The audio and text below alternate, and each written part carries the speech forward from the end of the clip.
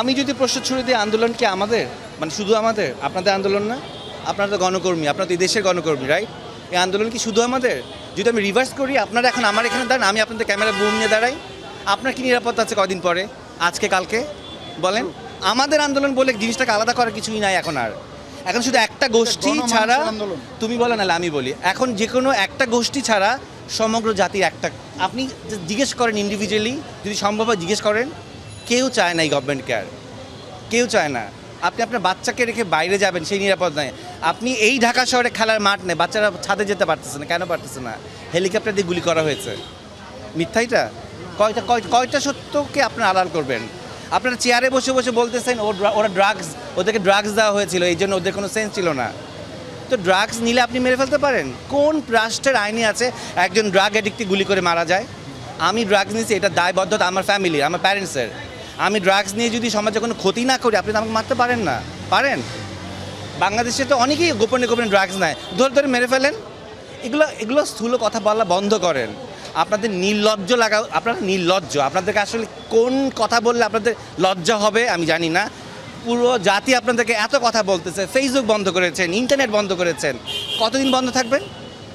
বহির্বিশ্বের চাপের জন্য এখন ফেসবুক অন করতে বাধ্য হয়েছেন, এটাও আমরা জানি। তারপর ইতিহাস থেকে যায়, ইতিহাস থেকে যায়।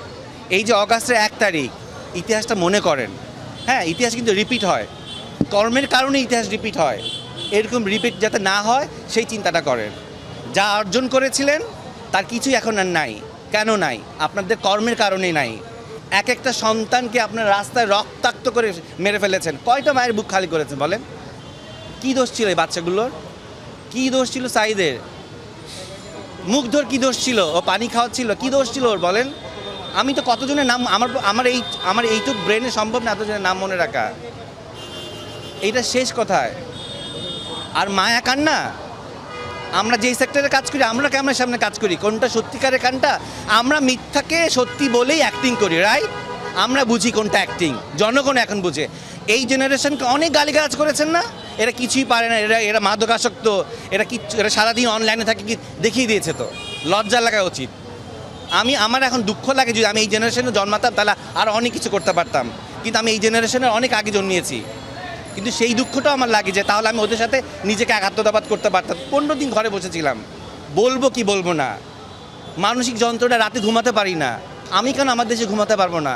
আমি কেন জানি না একটু পরে আমি এই বক্তব্য দিয়েছি, অনলাইনে যাবে, ফেসবুকে যাবে, টিভিতে যাবে, আমি আমার বাসায় পৌঁছাতে পারবো কি না?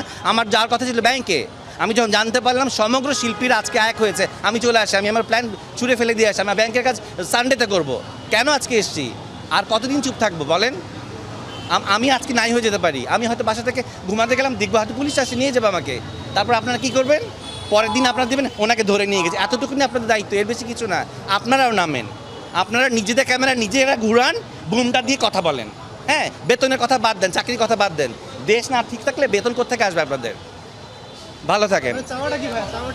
চাওয়া কি? চাওয়া সমগ্র জনগণ যা চাচ্ছে তাই। এই রক্তাক্ত বন্ধ হোক, ধরপাকড় বন্ধ হোক, এবং নির্লজ্জভাবে এইরকমভাবে জাতির কাছে মিথ্যাচার বন্ধ হোক। ক্ষমতায় বসে থাকবেন না, কেউ বলবো না আমরা আপনি ক্ষমতা ছাড়েন। আপনার যদি মনে হয় যে ক্ষমতা ছেড়ে দেওয়ার সময় হয়েছে, ছেড়ে দিন, বাকি সম্মানটুক নিয়ে অন্তত বাঁচবেন। যদি আপনি ধরে আঁকড়ে বসে থাকেন, ওই সম্মানটুক থাকবে না। কার সন্তান, কার মানস কন্যা, হ্যান কন্যা, এগুলো কিচ্ছু থাকবে না। অর্জন ধরে রাখতে হয়, লাঠি পেটা করে গুলি দিয়ে কিন্তু অর্জন ধরে রাখা যায় না। তো ধরে রাখতেছেন, রাখেন না। এই কথাগুলোও ইতিহাসে থাকবে। এখন আর বই পুস্তকের যুগ না, ছিঁড়ে ফেললে পোকা খেয়ে ফেললো, চার পোকা খেয়ে ফেললো। এখন ইন্টারনেটের যুগ এলো, সারা জীবন থেকে যাবে। রিমাইন্ডার যেমন আসে না প্রতি বছরে ফেসবুকে, এগুলোও আসবে। ইন্টারনেট ডিলিট করা যায় না, ইতিহাস বিকৃত করা যায় বই পুস্তকের। এই ডিজিটাল জিনিসটা কিন্তু বিকৃত করা যাবে না। কতদিন করেন?